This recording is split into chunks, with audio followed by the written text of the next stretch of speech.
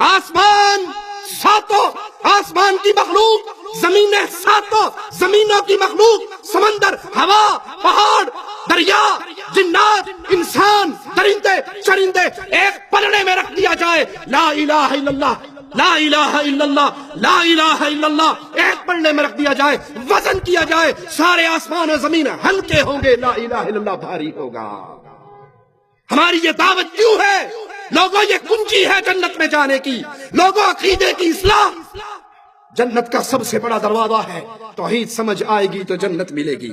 موسیٰ علیہ السلام کو لا الہ الا اللہ کی عظمت بتانے کے لیے مولا نے کتنی پیاری مثال دی۔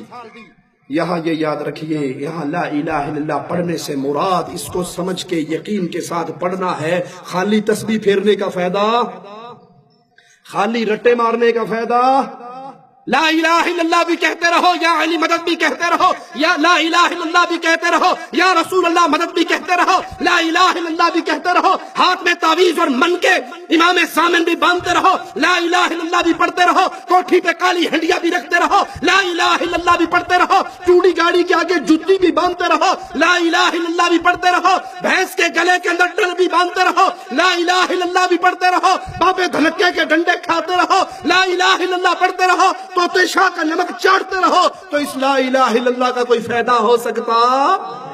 یہ لا الہ الا اللہ زبان کے رٹے نہیں ہیں، یہ ایمان ہے، یہ عقیدہ ہے، یہ پکار ہے، یہ آواز ہے۔ میرے گھر میں بچہ نہیں ہوا، شادی ہوئے 10 سال بھی گزر گئے، کہنے والوں نے کہا فلاں بابے کی نظر چڑھا دے، فلاں پیر کے گیڑے مار دے، فلاں بابا ابن شاہ کے گھر کا گیڑا مار آ۔ لا الہ الا اللہ آواز لگاتا ہے، ساری عمر بغیر اولاد کے رہنا، لا وارث مر جانا قبول ہے، رب کا در چھوڑ کے مردوں کے در پہ جھکنا قبول۔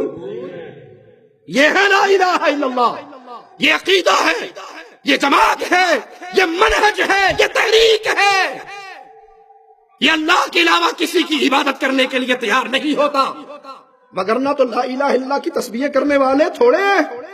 انڈیا پاکستان میں نماز ختم ہونے کے بعد سب سے زیادہ زور سے اسی کی بات آتی ہے نا، پھر ترقی کرتے کرتے لوگوں نے کہا جی یہ لمبا ہے لا الہ الا اللہ، وہ مختصر کرنے لگے الا اللہ الا اللہ الا اللہ۔ لا الہ الا اللہ پارٹی الگ ہوگی، الا اللہ والی الگ ہوگی، الگ الگ دونوں کا ذکر ہو رہا ہے۔ 70 ہزار مرتبہ لوگوں نے پڑھ کے رکھے ہوئے ہیں۔ ایک خان صاحب بھی لکھتے ہیں اور ایک شیخ صاحب بھی لکھتے ہیں، شیخ الحدیث نے بھی لکھا ہے اور خان صاحب نے بھی لکھا ہے، پردے دار ہے پردے میں نام رہنے دو۔ لکھتے ہیں کہ ایک نوجوان کے بارے میں مشہور تھا، وہ دنیا میں بیٹھے بیٹھے دیکھ لیتا تھا جہنم میں کیا ہو رہا ہے، کشف تھا بڑا اسے۔ کشف نام کی دنیا میں کوئی چیز نہیں ہے، علم غیب کا دعویٰ کرتے ہوئے ڈرتے ہیں مشرک کا فتویٰ لگے گا تو چھوٹی بہن بنا لی کشف کے نام سے، کشف ہو جاتا تھا اس کو۔ ایک دن بیٹھے بیٹھے زور سے رونے لگ گیا، کسی نے کہا کیوں رو رہے ہو؟ کہ میری ماں جہنم میں جل رہی ہے۔ اس پیر صاحب نے 70,000 مرتبہ لا الہ الا اللہ لا الہ الا اللہ لا الہ الا اللہ کا منقا پھینکا ہوا تھا، اس نے دل ہی دل میں بلٹی کر دیا۔ بلٹی سمجھتے ہو؟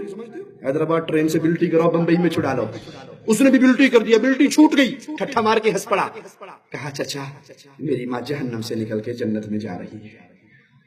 اس چھوکرے کو پتہ لگ گیا کہ میری ماں جہنم میں جل رہی ہے۔ جس صحابی نے دوسرے صحابی سے کہا ہنی لہ الجنہ، اس کو نہیں پتا کہ خیبر کی ایک چادر آگ بن گئی ہے۔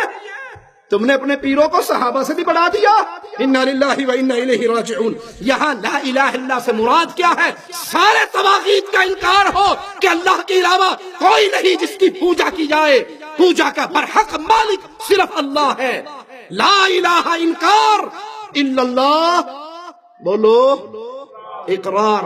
لوگ کہتے ہیں جی ہاتھوں ہوڑا رکھیا کرو، گفتگو حکمت سے کیا کریں، نرم بات کہا کریں۔ ارے ہمیں ہمارے کلمے نے ہمیں ہولا ہاتھ رکھنا نہیں بتایا، پہلے کلمے نے تلوار چلائی، لا الہ۔ کاٹ تو گردنیں جو اپنے سامنے پیروں مریدوں کو بٹھا کر جھکواتی ہے، کاٹ تو ان کی گردنیں، ان کی عبودیت، ان کی الوہیت، ان کی عبادت کا انکار کرو، کہو لا الہ۔ کوئی مردہ داتا نہیں، کوئی مردہ غریب نواز نہیں، کوئی حکومتیں نہیں بانٹتا، کوئی نہیں جس کے بارے میں کہا جائے شہباز کرے پرواز جانے راز دلاں دے۔